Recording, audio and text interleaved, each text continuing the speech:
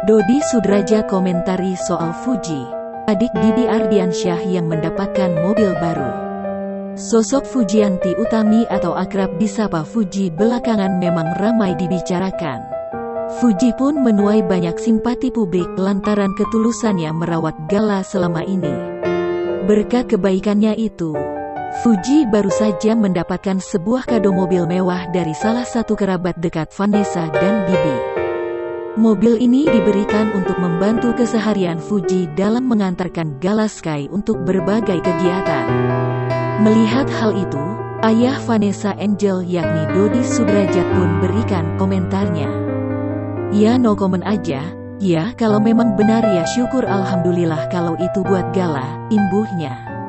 Netizen bahkan ramai menyebut adik Vanessa, yakni Mayang kepanasan melihat Fuji lebih mendapatkan simpati dari banyak pihak.